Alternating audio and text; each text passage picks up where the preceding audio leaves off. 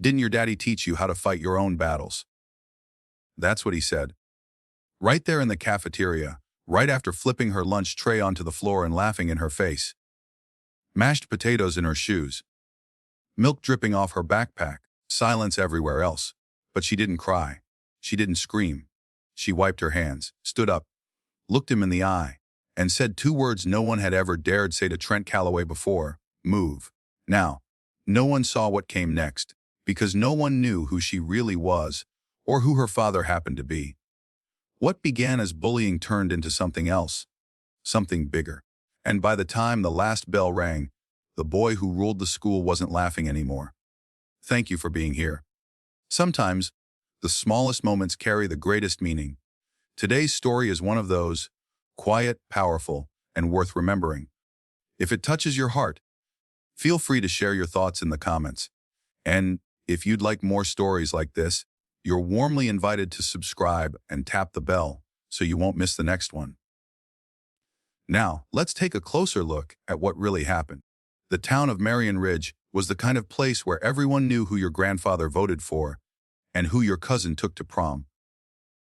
A town with tidy lawns, crisp church bells, and secrets polished so clean they didn't look like secrets anymore.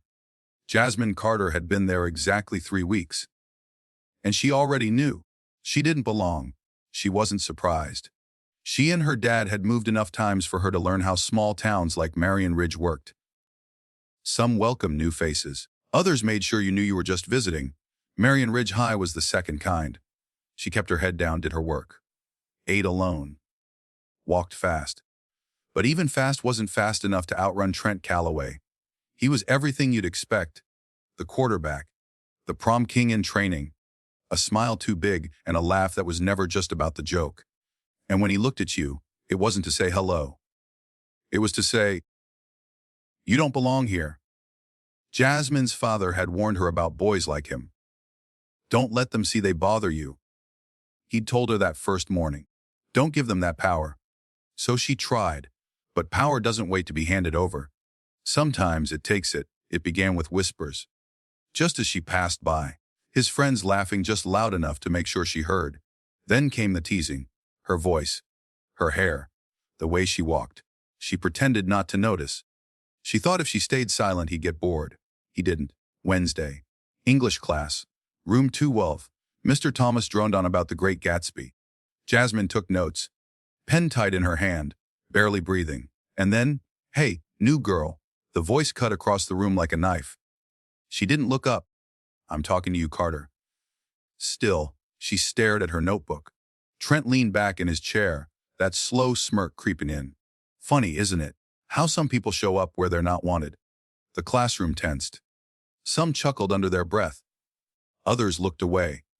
Jasmine didn't move, didn't speak. And that made him mad. "Maybe you're just lost." He kept going, voice thick with sarcasm. "A place like this, people like us, probably feels pretty different, huh?" Jasmine's pen stopped. Her chest tightened.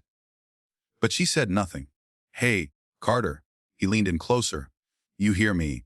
Or is it hard to listen over all that?" "Mr. Calloway." The teacher cut in, sharp. "Do you have something to share with the class?" Trent leaned back, hands raised in mock surrender. "No, sir. Just making the new kid feel welcome." The class pretended to return to the lesson. Jasmine did too. Until a note landed on her desk.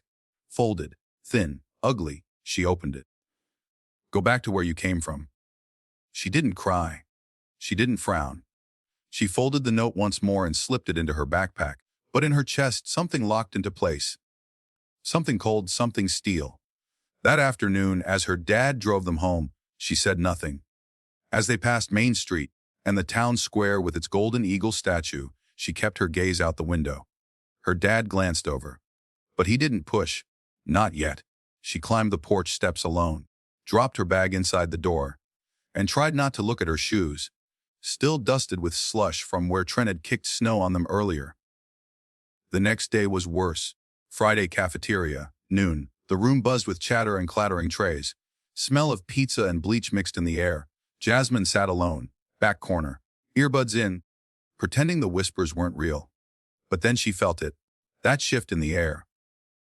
That hush that falls when something mean is about to happen. She looked up. Trent was there. Letterman jacket, arms crossed, smirk cocked just so. Behind him, his pasa Kyle, Matt and Liam. "You always eat alone?" he asked, tilting his head. She didn't answer. He glanced at her untouched tray. "Maybe people just don't want to sit with you." Liam laughed. Kyle snorted. Trent leaned closer. "Or maybe," he said, "you just don't belong." Her fingers clenched under the table. She didn't flinch. Didn't blink. So Trent made his move. He grabbed her tray and flipped it. The crash echoed through the lunchroom. Plastic clattered, milk splattered, food smeared across her sneakers. Everything went silent. Jasmine sat perfectly still. The cafeteria watched, waiting. Would she break? Would she cry? She didn't. She wiped her hands, stood up, and turned to leave. But Trent stepped in front of her. "Where are you going?" "We're just getting to know each other." She breathed. Once. Then said, "Move." He blinked. "What was that?" She met his eyes. "I said move." The room held its breath. "You've got a mouth on you." Liam muttered, almost impressed. Trent stepped closer. "Or what?" Before she could answer. "What the hell is going on here?" It was Ms. Reese, the assistant principal. Heels clicking, eyes sharp. She scanned the scene. Jasmine. Trent, the mess on the floor. Trent stepped back, playing innocent. "Nothing, ma'am. Just a little accident." Ms. Reese turned to Jasmine. "Is that true?" Jasmine looked around. No one spoke up. No one defended her. She swallowed. "Yeah," she whispered. "It was an accident." Trent smiled. And just like that, it was over. Or so he thought. The house was quiet. Too quiet. Jasmine pushed the door open, her fingers sticky from cold milk and cafeteria shame, her shoes still squished from where mashed potatoes had soaked through the laces. She didn't even want to look at them. She dropped her backpack with a heavy thud by the front door and towed her shoes off. She wasn't angry. Not yet. She was hollow. Empty in that way that doesn't sting at first, but echoes later. "Jasmine? That you?" Her father's voice drifted in from the kitchen.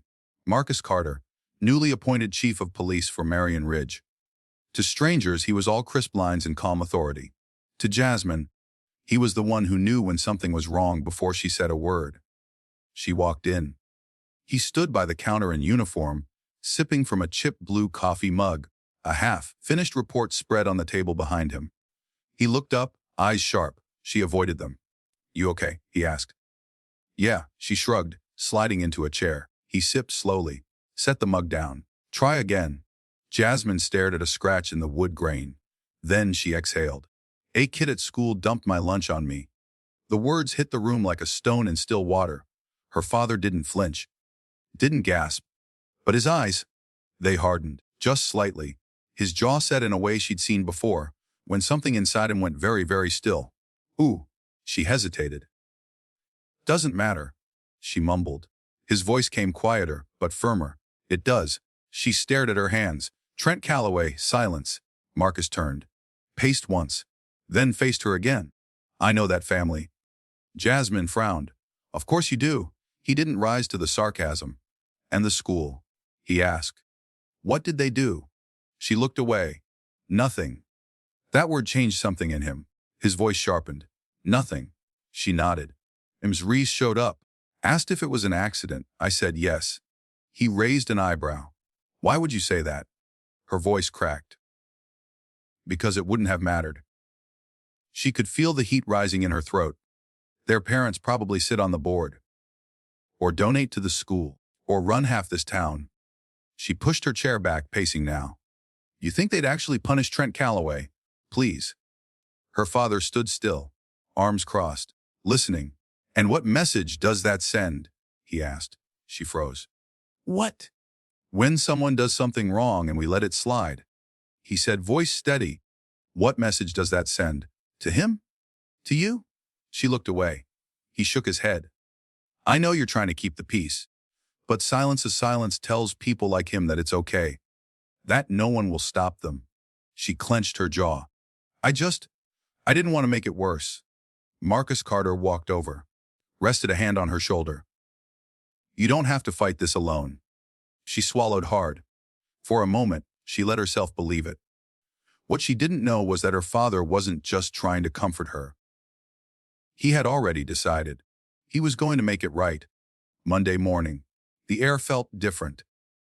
Jasmine stepped out of her father's car and paused. There was a ripple moving through the school, a whisper, like wind before a storm.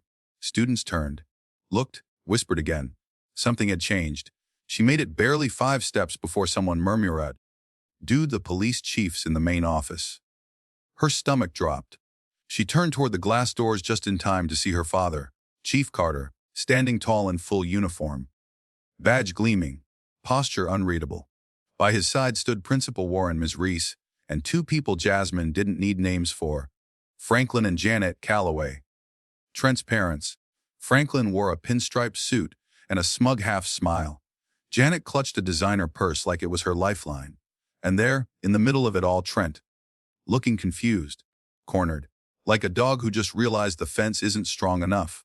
Jasmine froze behind a locker bank, watching. The office door swung open. Warren's voice reached her ear. "Chief Carter, I really don't see why this had to be taken so far." Her father didn't blink. "I took it this far," he said, voice even, "because my daughter was publicly humiliated, and your staff let it happen." And Ms. Reese opened her mouth. "With all due respect, Chief," he didn't let her finish. "No excuses. You saw it, and you let her take the blame." A Franklin laughed lightly, as if it were all beneath him.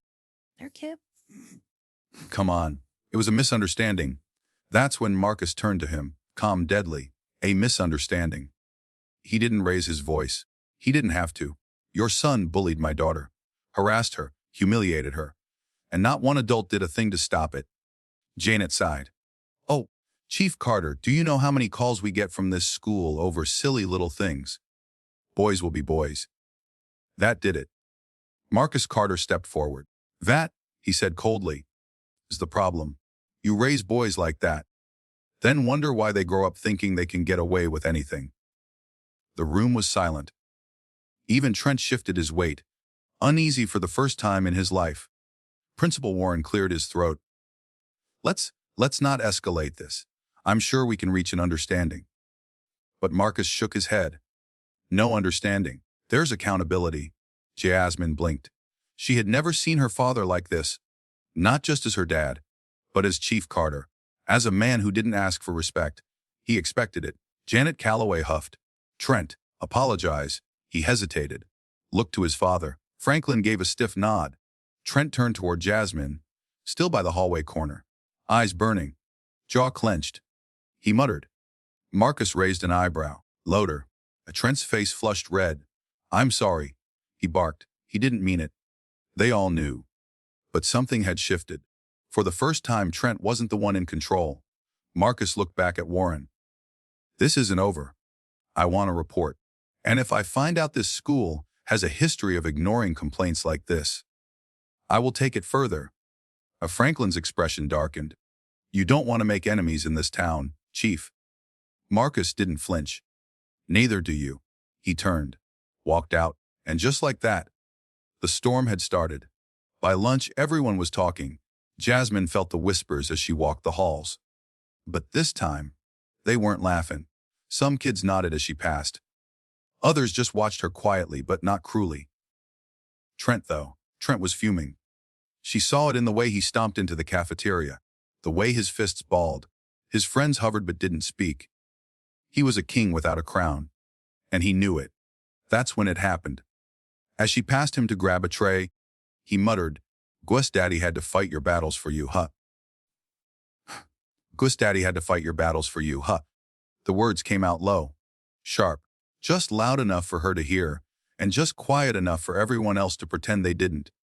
Jasmine froze. The cafeteria noise dulled. The tray in her hands felt suddenly weightless. Her fingers stilled mid-reach.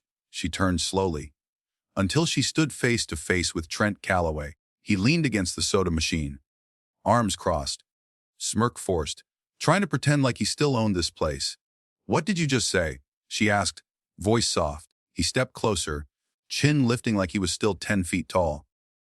"You heard me?" he said. "You think this makes you special. You think anyone actually cares about you." A pause. His eyes narrowed. The second your dad gets transferred, fired, whatever, you're back to being nothing. She could hear her heart pounding in her ears, could feel eyes on them, watching, waiting. But this time she didn't feel afraid. She didn't feel small. She felt clear. She set her tray down, gently, turned back to him, and said, "You're mad." Trent blinked. "What?" She tilted her head slightly, calm, controlled. "You're mad because for once, you didn't get away with it." His smirk wavered. "You're mad because someone finally put you in your place. And now everyone saw it." She stepped forward. One step. He didn't move. She didn't raise her voice, didn't point, didn't threaten, just looked him dead in the eyes. "You spent your life acting like a king," she said, "but you never learned how to lead. You only learned how to scare people." A pause. "And today, no one's scared." His hands twitched, jaw clenched. She took another step. "And that's what really bothers you, isn't it? Because respect can't be forced. And you, Trent, you're not respected anymore." She leaned in slightly, close enough that her voice didn't need to rise. "They pity you." That word hit like glass. His face flushed red. "Shut up," he muttered. She smiled, just a little. "Make me." That did it. He stepped back. Not out of strategy, but out of instinct. Because for the first time, he didn't know what to do. She had taken away the one thing he always relied on: fear. And now, he had nothing left. Without another word, Trent turned, stormed out of the cafeteria. His friends, Kyle, Matt, Liam, looked at each other, then followed in silence. Jasmine stood there, steady, the adrenaline still thudding through her chest. She picked up her tray, walked past the crowd, and as she sat, at the same corner table as always, she felt something new. Not victory, not triumph, but space. Space to breathe, space to exist. For the first time since she'd stepped into Marion Ridge High, she wasn't shrinking. She wasn't pretending. She was simply herself. And people saw her. By the end of the day, it was clear. Something had shifted. In the way students looked at her. In the way teachers paused, then nodded. In the quiet glances that once carried judgment, now edged with something else: respect. Trent wasn't expelled. There were no grand punishments, no public apology broadcasted over the intercom. But it didn't matter. Because he had lost something he couldn't get back. The illusion, the power, the fear. And without it, he was just another name on a locker door. Jasmine didn't need to win a war. She only needed the world to stop pretending he had already won. And that had happened. After school, she climbed into the passenger seat of her dad's cruiser, pulled the door shut, and let out a breath she didn't realize she'd been holding. Marcus glanced at her. "How was school?" She hesitated. Then, she smiled. "Not bad." He grinned. "Told you, boys like Trent. They only have power if you hand it to them." She nodded, looking out the window. "Yeah, I get that now." The car rolled forward, down quiet streets, past tidy lawns and the town's one movie theater with letters still missing from last week's title. They didn't speak for a while. Just silence. Comfortable now. Then he said something that stayed with her. "You know," he murmured, eyes still on the road, "I didn't stand up for you because I thought you were weak." She turned. Surprised? He smiled. "Just a little. I did it because I knew you weren't." She didn't speak. Couldn't. A lump rose in her throat. Her fingers curled into her lap, but inside, something in her healed. Just a little. There was no parade, no applause, no dramatic standing ovation in the halls of Marion Ridge High. But something had changed. Something real. The next morning, Jasmine Carter walked the hallway the same way she had before. Backpack slung over one shoulder. Shoes clean. Face calm. But the difference wasn't in her walk. It was in how people moved around her. The same students who once smirked or whispered now made space. Some nodded. Some said nothing, but their silence had shifted. It no longer screamed, "Outsider." It said, "We'll see you now." Trent Calloway didn't speak to her again. Not that week. Not the one after. He moved smaller now. Quieter. He still had friends. Still wore the jacket, still took up space. But it wasn't the same space. People didn't laugh the same way around him. They didn't line up to follow. Because no one forgets the day the curtain falls. And the person behind it isn't as tall as you thought. Jasmine never got a real apology. But she didn't need one.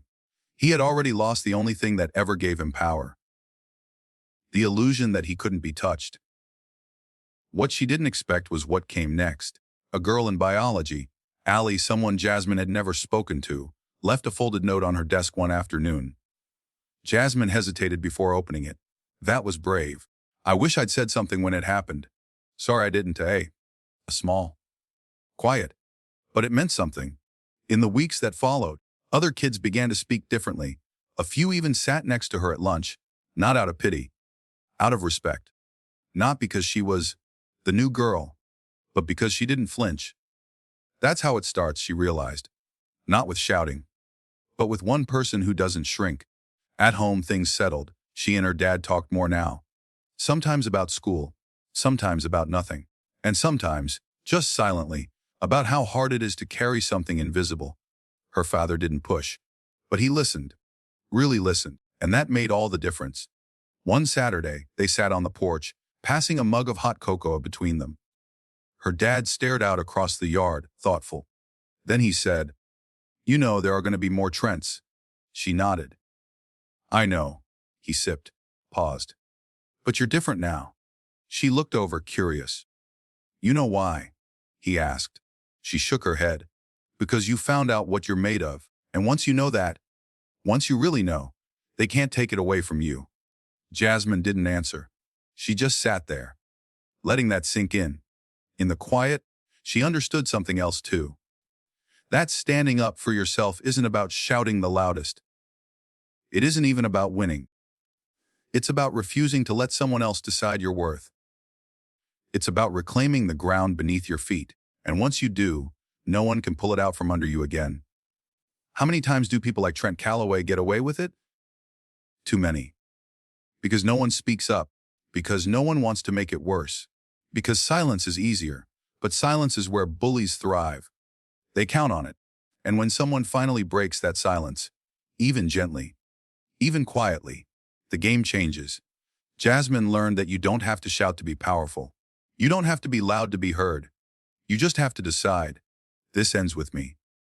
She walked into school that Monday like she had every other day. Same doors, same lockers, same chipped tile by the library stairs, but it felt different. Not because they'd changed, because she had. And that's the kind of power no one can take. Sometimes the loudest strength is the kind that doesn't raise its voice. Jasmine didn't scream. She didn't fight back with fists. She didn't need to. Because power doesn't come from making others afraid. It comes from knowing who you are and refusing to be made smaller by anyone who doesn't. Bullies don't thrive because they're strong. They thrive because others stay silent. Because we're told not to cause trouble. Because we're taught to shrink instead of stand. But the moment you decide to stop shrinking, even if your voice shakes, even if your knees tremble, even if you're standing alone, that's the moment they start to lose control. So if you've ever felt invisible, if someone ever made you question your worth, let this be a quiet reminder. You don't need permission to take up space. You already belong, and no one gets to take that away from you. Thank you for walking through this story with us. If it moves something in you, even just a little, we invite you to share your thoughts in the comments below. Your words might just be the light someone else needs to hear.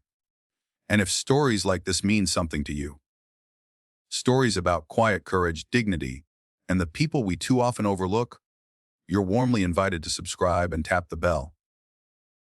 Because the next story we share might be the one you'll never forget. Until then, stand tall and never let anyone tell you who you are.